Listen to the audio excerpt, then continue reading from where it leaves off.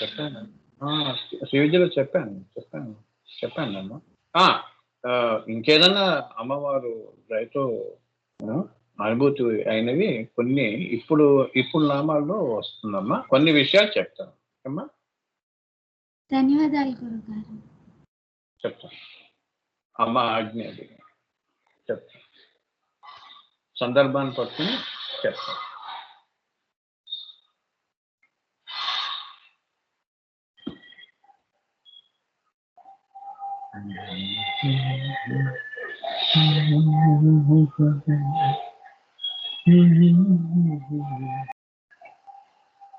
ఈ లోపల ధ్యాన శ్లోకాలు చెప్పుకుంటూ ఉంటానమ్మా, అందరూ వస్తారు. ఓం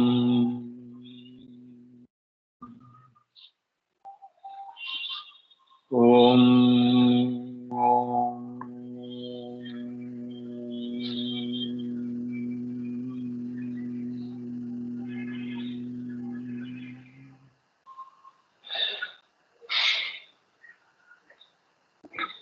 వందే గురుపదద్వంద్వం అవాంగ్మానస గోచరం రక్త శుక్ల ప్రభామిశ్రం అతర్క్యం త్రైపురం మహా.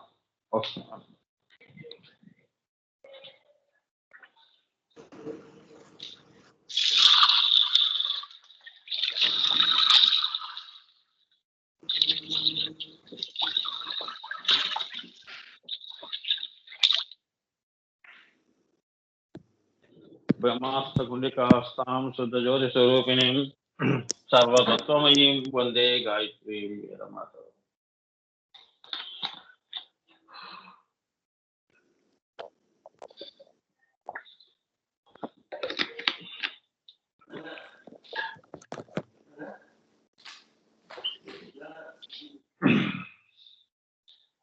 నమస్తే భువనేశాని నమస్తే ప్రణవాత్మికే సర్వవేదాంత సంసిద్ధే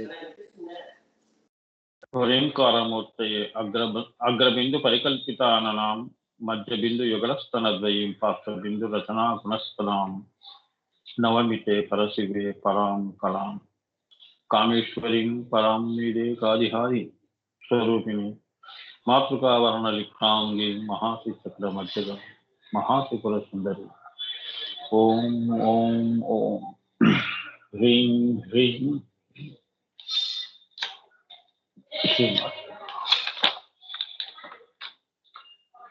ఓం హుం హుం ఓం హ్రీం ఓం ఓం హ్రీం ఓం హుం హుం ఓం అఖండాత్మ పరచిద్ఘన నిసర్గదత్త ఓం నిసర్గాత్మ పరచిద్ఘన అఖండదత్త ఓం పరానంద చిన్మయ ఘన బ్రహ్మదత్త ఓం విరాట్ స్వరాట్ సామ్రాట్ ఘన విష్ణుదత్త ఓం సర్గస్థితి లయానంత త్రిపురదత్త ఓం సార్వత్రిక చక్రేశ్వరి సాదాఖ్య శ్రీ లలిత ఓం నిరంజన నిర్వికల్ప నిస్తులగన నిత్యదత్త ఓం మాయాంతరాత్మ మాయాగణ మోక్షదత్త ఓం మృత్యోర్మృత్యు మృత్యుంజయ మిహిరదత్త ఓం పూర్ణ బ్రహ్మ పరిచితి ఘన జ్ఞానదత్త ఓం విశ్వరూప చక్షుర్గణ విజయ దత్త ఓం దత్తోహం సోహం శివోహం శ్రీమాతే.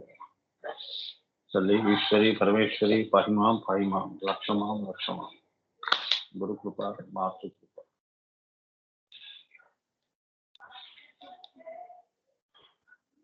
నానా శ్రీ లలిత సహస్రనామాంతర్గత రహస్యములు గురు ఆనందగణ విరచిత.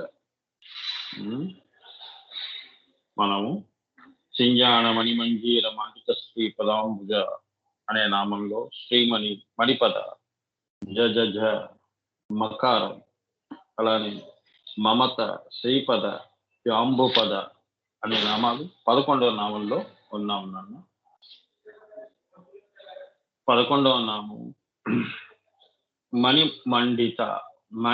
మండిత అనేది అమ్మవారి యొక్క గుప్తనామం. బహిర్నామము అంటే మన అందరికీ తెలిసిన నామము సింజాణ మణిమంజీర మండిత శ్రీ పదాంబుజాలు. ఇది ఆమె విభూది నామము. విభూది అంటే ఏంటంటే ఆమె చేసే పని కృత్యములు. అది మణిమండిత.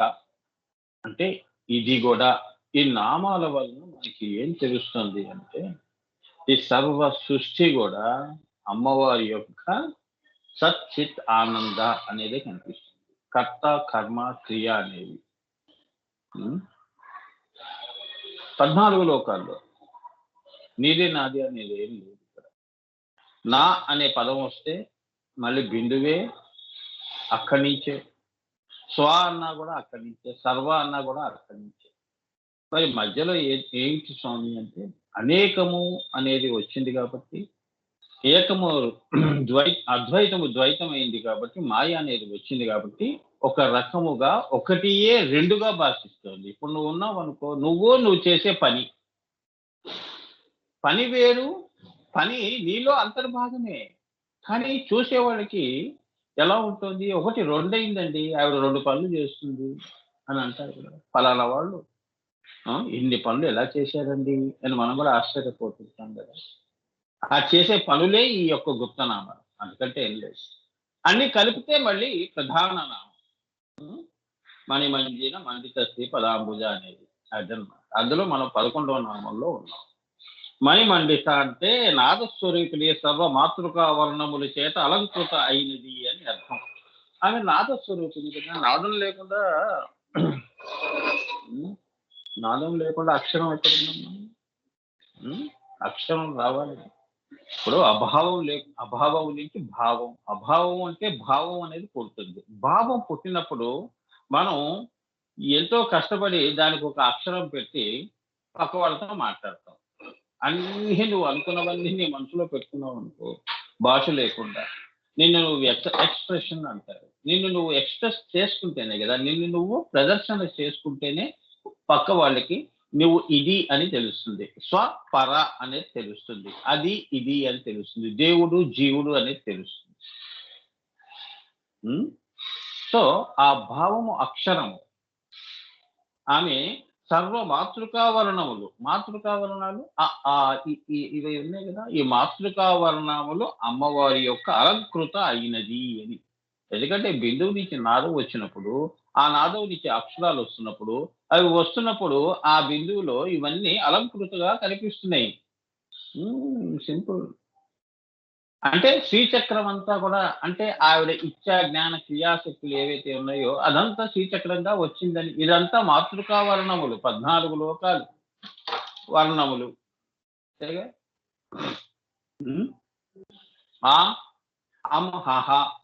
ఆకాశాల వరకు సృష్టించేసింది ఆవిడ. ఇంకా కిందేమున్నాయి? అన్ని భూతాకాశాల్లో అనేకమైన ఒక భావం అనేక భావాన్ని సృష్టిస్తుంది.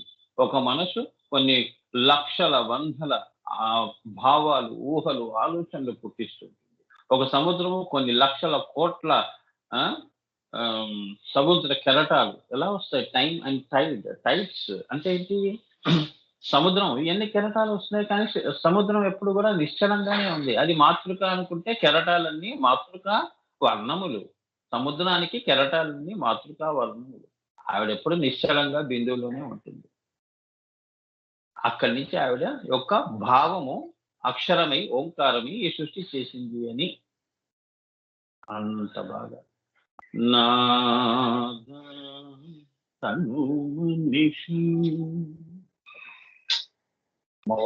నాదస్వరం. అందుకే నీవు కూడా మన మనసు కూడా జీవితంలో కూడా చూడండి, మన మనసు ఎప్పుడు కూడా నాదస్వరూపంగానే ఉంటుంది. పాపం అది మాట్లాడలేదు కదా, అవునా? నాదంగానే ఉంది. అదే ఆనందంగా, సచ్చిత ఆనందం. దానికి పాపం భావము ఇస్తే అక్షరం చేసి ఆ మనసు తనని తాను బహిర్గీతం చేస్తుంది. అప్పుడు కదా పక్క వాళ్ళకి తెలిసేది ఎంత గొప్ప మనసు ఉందండి నీకు అని. పక్కవాడికి అనుభవంలో తెలుస్తుంది. అందుకే మనసు ఎప్పుడు మోగగా ఉంటుంది, మౌనంలో ఉంటుంది. తాను చెప్పదలుచుకున్నది ఎప్పుడు కూడా వైఖరిలోనే నువ్వు మనసును అర్థం చేసుకునే మార్గం. మనసు ఎప్పుడు కూడా అర్థం చేసుకోవటం కష్టం. ఒకరి మనసును ఒకరు అర్థం చేసుకోవటం చాలా కష్టం.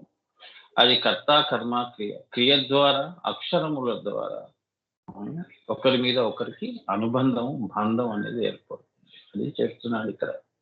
సృష్టిలో అంతా కూడా మమత, బంధముతోనే ఈ సృష్టి ఉంది. జీవుడి వరకు, దేవుడిని అంటే దేవతల నుంచి జీవుడి వరకు కూడా ఈ ఈ పాశమే, ఈ బంధమే, ఈ అక్షర బంధమే, ఈ భావ బంధమే ఈ మమతకి, బంధానికి దారి తీస్తున్నాయమ్మా. అందుకే పక్క వాళ్ళ మీద ద్వేషము కానీ, ప్రేమ కానీ, అభిమానం కానీ ఇవన్నీ పుట్టుకొస్తూ ఉంటాయి. ఇది చెప్తున్నా. ఇది వేదాంతం. అంటే మన జీవితంలో మనం తెలుసుకోవాల్సింది. అందుకే ఎవరు ఎంత గొప్ప భావాలు, ఎంత గొప్ప నాదాన్ని పెట్టుకుంటారు, వారు గొప్పవాళ్ళు అవుతారు. వారు శ్రీ విద్యోపాసకులు అవుతారు.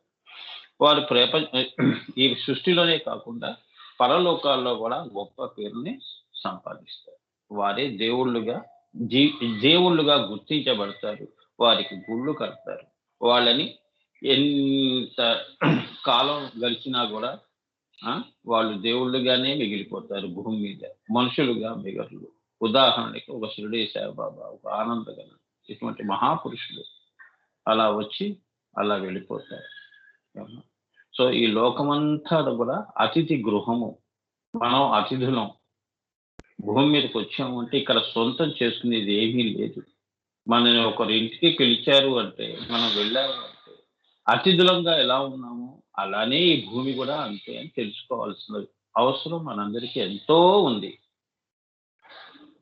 సో అలా ఒకరింటికి వెళ్ళి ఆ వస్తువు నాది ఎలా అనుకుంటాం? అతిథులం అంటే చూసి ఆనందిస్తాం. నాకు మంచి కప్పుల్లో, మంచి ప్లేట్లలో టిఫిన్లు పెట్టారు. అదొక ఆనందమే మిగులుతుంది. అదొక్కటే మనం సొంతం చేసుకుని అతిథిగా వెళ్ళి వాళ్ళ అతిథి మర్యాదలు పొంది అదొక స్మృతిగా ఇంటికి తెచ్చుకుంటాం. అంతేగా, వస్తువులు తెచ్చుకోం కదమ్మా. అదన్నమాట. That is the beauty of the life. అలాంటిది భూమి మీద మరి ఇదంతా కూడా ఈ అమ్మవారి శ్రీచక్రం అంతా అమ్మవారి తాను కర్త, కర్మ, క్రియ కదా. ఇది మనం నాది అని అనిపిస్తుంది, అలానే నీది కాదు అనిపిస్తుంది. చివరికి నిన్ను ఈ ప్రపంచాన్ని కూడా తనలోకే తీసుకుని వెళ్ళిపోతుంది. అదే ఈ అమ్మవారి యొక్క గొప్పతనం. ఇచ్చినట్టే ఇస్తుంది, ఈ చేత్తో మళ్ళీ తీసేసుకుంటుంది. మనకి మన చేతికి వచ్చినంతసేపు మనకి ఆనందం, ఇది నా సొంతము అనుకుంటాం. స్వాకి అంతము, ఇదంతా నాది, భాగము లేదు అని అనిపిస్తుంది. తర్వాత నీకు తెలియకుండా అంతా అదృశ్యంలోకి వెళ్ళిపోతుంది. మరి దీన్ని ఏమంటారు? మాయ. అన్నీ అభావంలోకి వెళ్ళిపోతాయి. అవునా? సో చెప్పొచ్చేది ఏంటంటే, మనం బ్రతికున్నంత వరకు మన మనసు మనతో బ్రతుకుతుంది.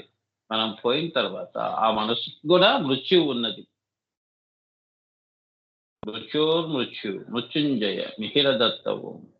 అందుకే ఇది ఏదైతే ఈ మనస్సు అనేది మనం పట్టుకున్నామో, బంధం పెట్టుకున్నామో, ఇది ఇవాళ ఉండి రేపు ఉండదు అని తెలుసుకోవలసిన సమయం ఆసన్నమైంది. మనకు కూడా అమ్మవారికి సృష్టి చేసే సమయం ఆసన్నం ఎలా అవుతుందో, మన జీవితాల్లో కూడా ఇటువంటి మార్గంలోకి వెళ్ళే సమయం ఆసన్నమవుతోంది.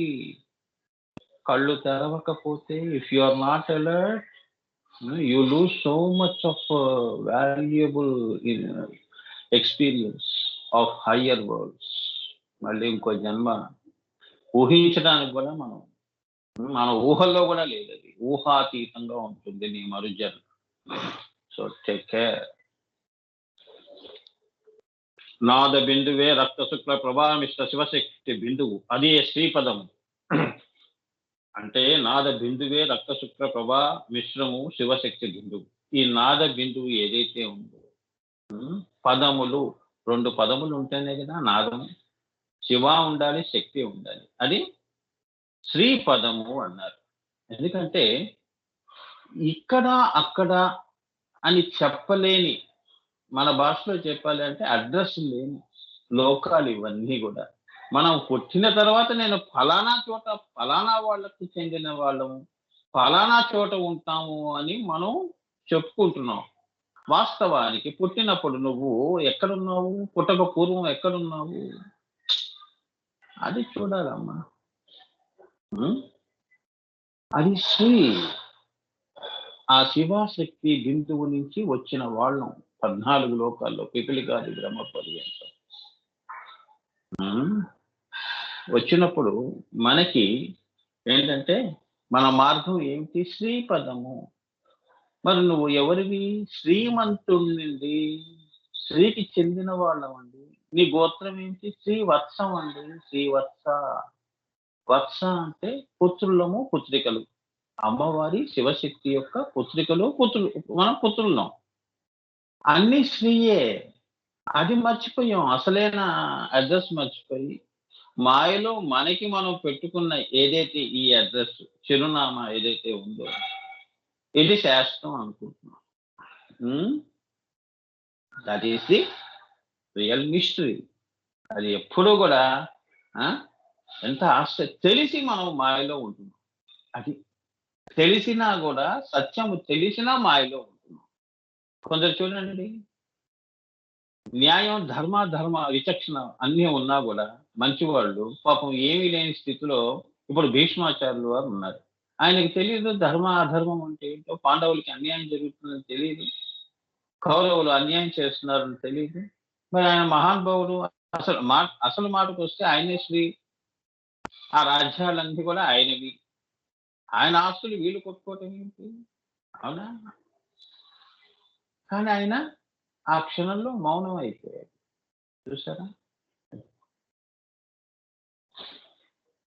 అదే శ్రీపదముల నుండి కాంతి తరంగములు అంబుది వలె వ్యాపించినవి. అంటే అంబుది వలె ఆ యొక్క బిందువు సూర్యుడు నువ్వు అమ్మవారిగా భావిస్తే ఆయన నుంచి వచ్చిన కిరణములు అంబుది పొద.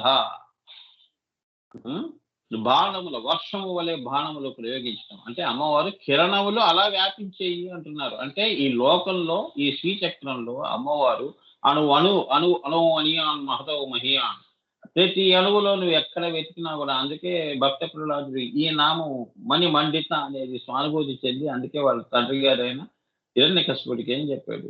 ఇందుగలడందు సందేహం వలదు, ఎన్నందును వెతికిన అందుందును కలడు చక్రి సర్వోపగతుండను. కోరి పిచ్చివాడ ఈ స్తంభం ఎక్కడ నాయన? అన్ని చోట్ల ఉన్నాడు. సర్వాంతర్యామి అనేవాడు ఉన్నాడు. ఈ మణి మండిత అనేది నువ్వు గనక తెలుసుకుంటే జీవితంలో నీవు గుడి చుట్టూ తిరగవలసిన అవసరం లేదు. ఏ యాత్రలు చేయవలసిన అవసరం లేదు. ఇది స్వానుభూతి అయిన వాళ్ళు కదిలే దేవాలయం.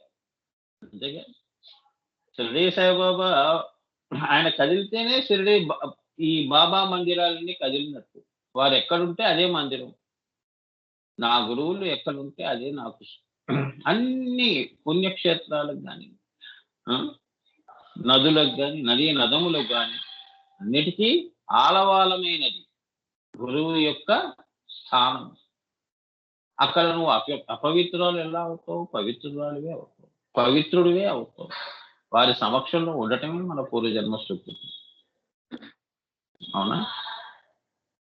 అదే శ్రీపద అంటారు. బిందుస్థానమే గురుస్థానం. మరి వారిద్దరు శివాశక్తి కదమ్మా. గురు గోవింద రూపిణి అని ఒక నామం ఉంది కదా అమ్మవారు. నేను అదే చదువుతాను కదా. వందే గురుపదదంతం అవాంగ్మానస గోచరం. అంటే మనసుతో కూడా అవాంగ్మానస, మన మనసుతో కూడా ఊహించలేని అవాంగ్మానస గోచరం రక్త శుక్ల ప్రభావిశ్వం. రక్త శుక్ల అనే శివశక్తి అనే గురువులు అమ్మవారు గురు గోవింద రూపిణి కాబట్టి వారిద్దరూ శ్రీపదము. అదే శివశక్తి బిందువు, అది శ్రీపదము. ఆ శ్రీపదముల నుండి కాంతి తరంగములు అంబుది వలె వ్యాపించినవి. ఆ తేజస్సాగరములో నుండి పరా అవ్యక్త మహదా అహంకార తన్మాత్ర భూతాకాశములు ఆవిర్భవించినవి అని మనందరం ఎలా వచ్చాము అంటే ఆ కిరణములు స్థూలమై కిరణములు ముద్ద కట్టి ఈ లోకాలు 14 లోకాలు ఆవిర్భవించేయి అని చెప్తున్నారు. మరి అంతే కదా. కిరణమే ఘన పదార్థమై ఈ సృష్టి అయినది. అంతే కదమ్మా. ఇప్పుడు మనము శరీరం అంతా ఘన పదార్థము, లోపల ఆత్మ అమ్మవారు. ఆవిడ అక్కడ కూర్చుంది. అక్కడ అదే కిరణము. అది ఉన్నంత వరకు నీ యొక్క ఘన పదార్థము శివరూపము అంటారు. స్థూలమంతా జడమంతా కూడా కదిలిస్తోంది నీ శరీరాన్ని అమ్మవారు. అది వెస్ట్‌గా అయితే, నీ వరకు అయితే. అలా సృష్టి అంతా కూడా తానే శివశక్తి అనేదే నిండి ఉన్నది. జడ పదార్థము అంతా గూడా శివుడైతే, అందులో చైతన్యం ఏదైతే ఉందో అది ఆది పరాశక్తి అమ్మవారు అని. ఇదే కిరణములు. అవి ఏ ఆకాశాన్ని సృష్టించుకుంటూ ఈ మనల్ని పుట్టించింది అమ్మవారు? అవ్యక్తాకాశ. అది ముందెక్కడ పరాకాశ, అవ్యక్తాకాశ, మళ్ళీ మహదాకాశ, అహంకారాకాశ, తన్మాత్రాకాశ, భూతాకాశం, భూతాకాశం నుంచి జీవ సృష్టి. చూసారా? సింపుల్‌గా అర్థమైంది కదా! మణి మండిత అంటే అది అర్థం. కాబట్టి ఆవిడ మమత అలా ఉంది. మన మమత కూడా అంతే కదా! మనము మమతానురాగాలు మన అంటే మన వాళ్ళ మీద ఎలా చూపిస్తాం? హ్మ్. సంకల్పము. మొదటి సంకల్పం నా సంపాదన ముందు నా ఫ్యామిలీని దృష్టిలో పెట్టుకొని నా సంపాదన ఉంటుంది గానీ, పక్క వాళ్ళని దృష్టిలో పెట్టుకొని సంపాదిస్తాం. నా వాళ్ళ సంకల్పం. అదే జీవులను కర్మబద్ధులను చేస్తుంది. అందుకే వాడు కష్టపడతాడు. వాడి కర్మ ఏంటంటే పొద్దునుంచి రాత్రి ఇంకా ఇంకో 2 గంటలు కష్టపడితే ఇంకో రూ. 50 వస్తాయని కష్టపడతాడు. కర్మబద్ధులను చేస్తుంది. కాబట్టి అది మాయా స్వరూపం. అది మాయ అయినా గూడా ఈ పిల్లలు, ఈ భార్య ఇదంతా గూడా రేపొద్దున వీడిని చూస్తారో, లేదా తీసుకెళ్ళి వృద్ధాశ్రమంలో వేస్తారో అనేది పెట్టుకోడు వాడు. లేదా వీధుల్లో పడేసి సంతకాలు పెట్టించుకొని, ఆస్తులు తీసేసుకొని రోడ్డు మీద పడేస్తారనేది పాపం వాడికి ఆ క్షణంలో గుర్తుండదు. ఆ! అమ్మ జీవులను కర్మబద్ధులను చేస్తుంది కాబట్టి అదే మాయా స్వరూపం. అదే మాయ వాడికి. ఆ మాయే ఆనందిస్తుంది. వాళ్ళు చూస్తే చూసారండి, చూడకపోని నేను మాయలో ఉన్నాను. నాకు వాళ్ళ తర్వాతే నాకు దేవుడు. వాళ్ళ తర్వాతే గురువు. మాయ అలా పలికిస్తుంది నీతో.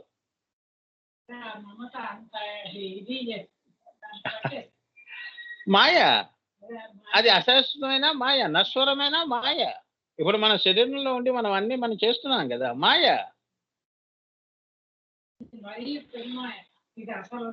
ఇది పెనుమాయ అమ్మవారిది. ఇది జీవమాయ. అది పెనుమాయ. హ్మ్. అన్న పేరు కూడా అమ్మవారికి మమత అన్న పేరు కూడా ఉన్నది అని. అంటే ఆవిడ గూడా ఈశ్వరుడికే ఉన్నది. ఇక నువ్వెంత అని. ఇక నువ్వెంతరా పిచ్చివాడా అని. ఈశ్వరుడికే నాకెందుకు ఈ సంసారం గోల. హాయిగా నేను పరాశూన్యంలో తపస్సు చేసుకుంటే నాకు ఈ సృష్టి చేయాలనే సంకల్పం నాకు కలగటం ఏమిటి? నేను ఆది పరాశక్తిని మళ్ళీ నాలోంచి నేను ఉద్భవింపజేయటం ఏమిటి? కార్యంగా నేను అక్కడ మళ్ళీ ఆవిడతో ఉండటం ఏమిటి? ఆవిడ నుంచి బిందువులోకి రావటం ఏంటి? బిందువులోంచి ఇంతమంది అంతేగా 14 లోకాలు సృష్టి చేయటం ఎందుకు? మళ్ళీ వీళ్ళందరినీ మళ్ళీ ఆ రూపాల్లో, ఆ విష్ణువు రూపాల్లో వెళ్లి పోషించటం ఏమిటి? ఉద్యోగం చేయటం ఏమిటి? అవునా?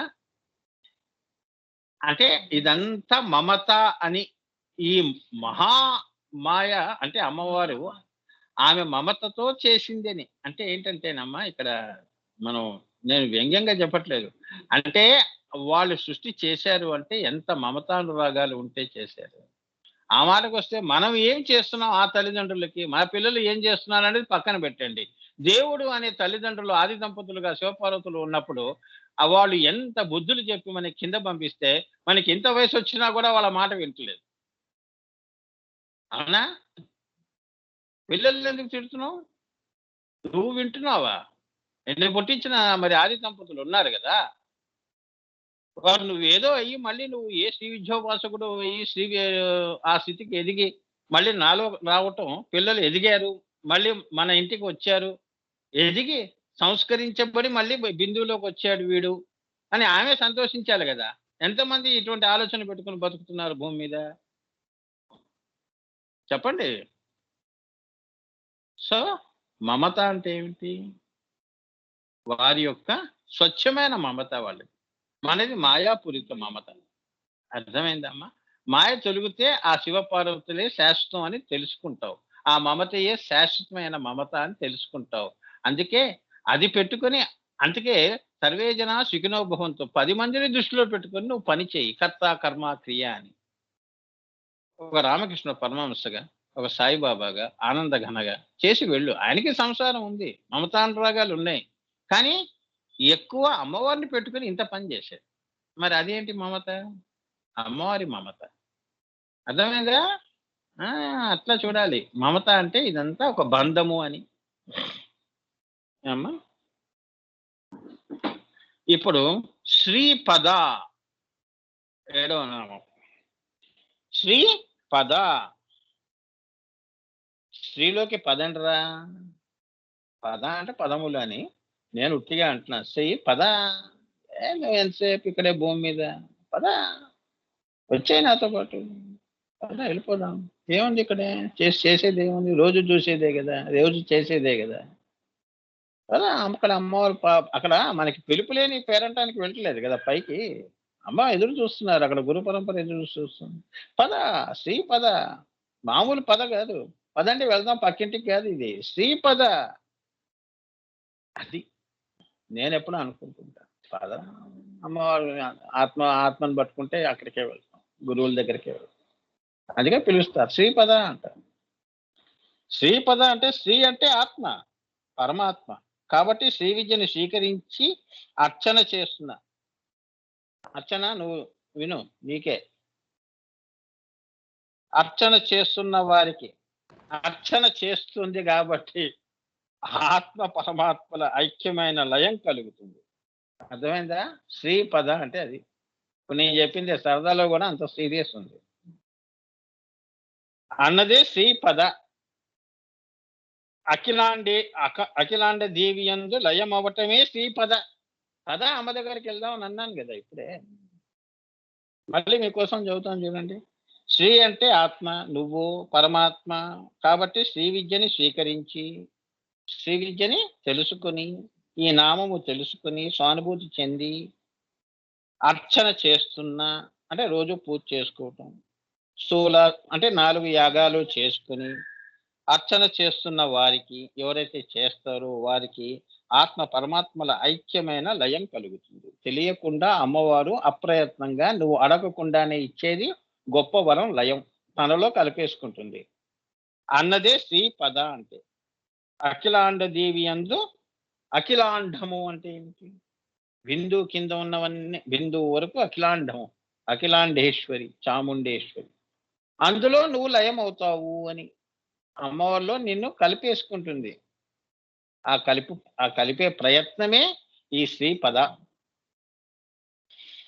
ఓకే, అర్థమైందా అందరికి? అర్థమైంది గురువు గారు. అర్చన చేస్తావా మరి శ్రీ విద్య? అయ్యో మహాభాగ్యం గురువు గారు. ఆత్మ పరమాత్మల ఐక్యమైన లయం కలుగుతుంది. మరి ఇక్కడ చెప్తున్నారు శ్రీపద అంటే. అయితే మరి పద, నువ్వు పద మరి. ఓకే, ఇప్పుడు 9వ నామం నాన్న. జాప. జపించేవాడు. జపములో జాప. జాప అంటే ఏమిటి? జపించేది జాప. జపించువాడు జాపి. జపించేవాడు ఏమయ్యాడు? జాపి. అంటే మన యొక్క మంత్ర జపము కూడా దేవీ స్వరూపమే. ఎవరి కోసం జపం చేస్తున్నావు? అవునా? నగలు నట్రా చీరల నుంచి కాదు జపం. అది ఎప్పుడు కొంటాను, ఆ 7 వారాల నగలు, ఆ డైమండ్ నెక్లెస్ ఎప్పుడు కొంటాను, ఆ జపము కాదు నేను మాట్లాడేది. మన యొక్క మంత్ర జపము కూడా దేవీ స్వరూపమే. అంటే నీ అంతట నీవు అమ్మవారి తలంపు కానీ, మంత్రం కానీ, మంత్రం కాకుండా అమ్మవారిని రూపంగా కానీ, మంత్ర యంత్ర తంత్ర లేదు అంటే అమ్మవారి మీద ప్రేమ, ఇవన్నీ ఉంటాయిగా. బంధము. అమ్మ లేకుండా మా క్షణం ఉండలేను. కళ్ళల్లో అయాచితంగా అప్రయత్నంగా కళ్ళ వెంబడ నీళ్లు రావటం అమ్మని చూస్తే, ఇటువంటివన్నీ కూడా అవన్నీ దేవీ స్వరూపమే. అందువలన మంత్రం జపించినప్పుడు మరి యొక్క భావన మనస్సులోకి రాకూడదు. అది జపము అంటారు. ఇంకో ఆలోచన ఎందుకు? ఇది ముందు ఇది తెలుసుకోవాలి. అమ్మవారే యా అజ్ఞాత్వా అర్చాం స్థాపయతి సా శతలక్ష్యాం ప్రజాత్వా అపి అర్చా సిద్ధిం నా విందతి అని శృతివాక్యం, వేదం అనుకుంటాను అని చెప్పింది అమ్మవారే దేవీ గీతలో చెప్పింది. సారీ అమ్మా, అంటే పైన నేను చెప్పింది. ఎవరైతే అలా ఇంకొక భావన పెట్టుకోకుండా నన్నే శ్రీకృష్ణుడు కూడా అంతే కదా. నువ్వు ఎవరిని దృష్టిలో పెట్టుకొని నువ్వు నైవేద్యం పెట్టినా, ఎవరిని దృష్టిలో పెట్టుకొని ఏ రూపాన్ని ఏ దేవతని పెట్టుకొని నువ్వు పూజ చేసినా జపము చేసినా అన్నీ నా దగ్గరికే నాకే చేరుతాయి, నాకే జరుగుతోంది అని ఎలా చెప్పాడో అలా అన్నమాట. ఏమ్మా? యా అజ్ఞాత్వ అచ్చాం, నువ్వు ఎవరిని పెట్టుకుని, ఎందుకంటే వాళ్ళ అరూప. సో తదేక భావన, తదేక భావన, ఒకే భావనలు మంత్రాధిష్టాన దేవత యందు పెట్టవలయను. జపము చేయు సమయంలో తదేక భావన మంత్రాధిష్టాన దేవత ఎవరైతే ఉంటారో వాళ్ళ మీద అదే పెట్టుకోవాలి, అంతేగాని ఇంకో భావన పెట్టుకోకూడదు. అలా పెట్టుటయే దేవి మన యందు ఉండుట. దేవి మనలో అప్పుడు ఉంటుంది. అదే జాప అంటే, అమ్మవారి నామం జాప అంటే అది. మరి నువ్వు